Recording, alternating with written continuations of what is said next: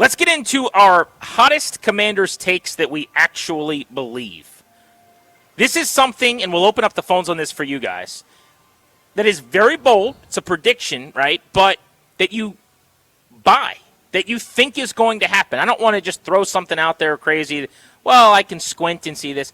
No, you think this is going to happen, and it also happens to be something that you'd make a lot of money on as we sit in the sports book because the odds would be long and nobody's really anticipating it. So this is the hottest Commanders take that you have that you actually believe. You can call us now, 800-636-1067 to give us yours. 3 days away from the start of the Commanders campaign. By the way, Adam Peters is on the show today at 5 o'clock, the GM of the team.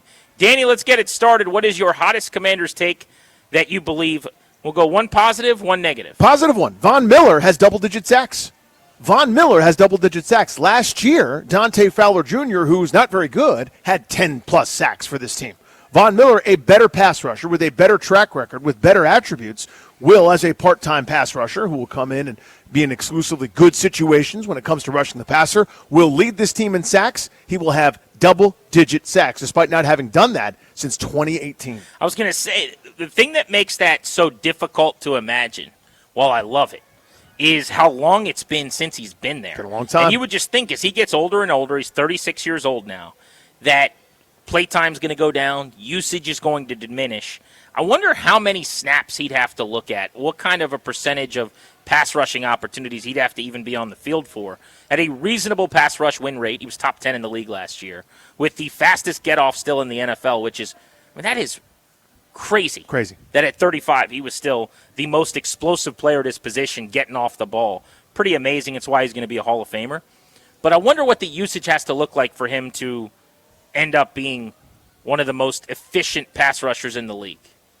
The snap counts have not been there for him, understandably, and I get that. To me, this is just going to be, you don't have to do any of the stuff that's not that much fun.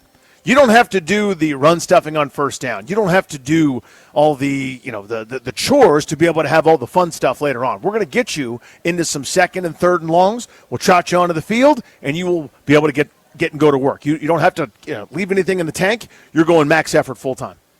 My first of a couple of predictions that I actually think come to fruition. Hottest take I've got on the Commanders that I could see happening. How about Jaden Daniels rushing for 1,000 yards?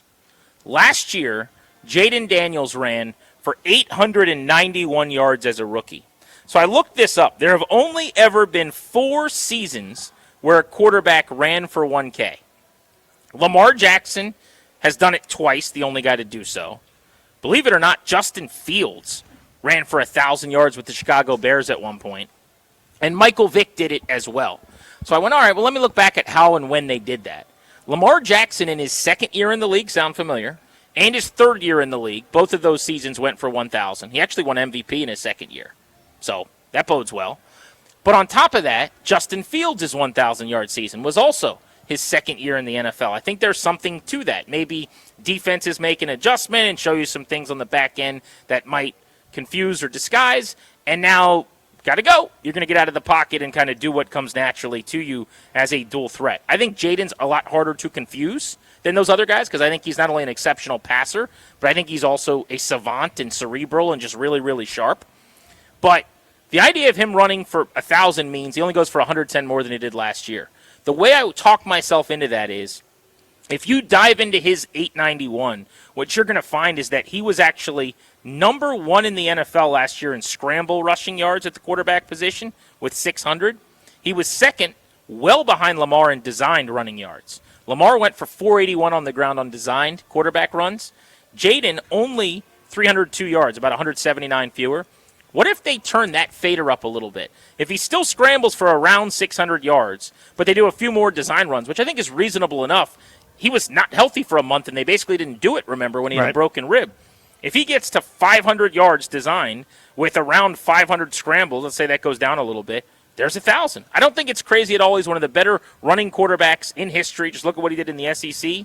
Jaden Daniels, 1,000 rushing yards, 5th quarterback season ever. Yeah, you get that one, 65, 70-yarder that never happened last year. His longest run was that Carolina run where he ended up getting injured, kind of a freakish play. So it's not outlandish that a guy could increase his rushing total with even more efficiency, averaging 6 yards a pop last year. Here's my negative one. And everybody's glossing over this, and I feel like I'm taking crazy pills because I'm the only one that sees it. The offense will start slow because Terry McLaurin didn't sign the team-friendly contract until really, really late. He missed the chance to be able to play well early this year. They didn't have much time on the grass together. He will be on a pitch count for the first 2 weeks, which really is the first 5 days because they play Sunday into Thursday, and the offense won't have clicked yet. They will eventually click. They will eventually have a really good offense, but they won't out the gate. I think they start 0-2. I can't see them losing 2 games in 10 days. I get it. You're saying if you lose to the Giants at home, which you've been screaming that into a megaphone for a little while, that you don't feel great about this game, that then you turn around, you go on the road, short week Playing a great against team. one of the best teams in the NFC. If they're 0-1, it's going to seem a lot more likely, I'll tell you that. Mm-hmm. But I think, speaking for myself, I look at the Giants as a challenge. I look at them as a problem, specifically up front defensively. I just think Washington's got enough firepower, and they got the best player on the field, and they'll make a couple more plays. I do think it'll be close. The Giants catching as many points as they are seems interesting to me from a betting standpoint. I think it's going to be fairly tight. Washington's going to emerge with that win and have a chance at 2-0, at worst be 1-1. But I get the logic, and it is bold because they're going to be a favorite in at least one of those 2 games, and they're going to be very, very capable of winning both of them. No one has them starting 0-2.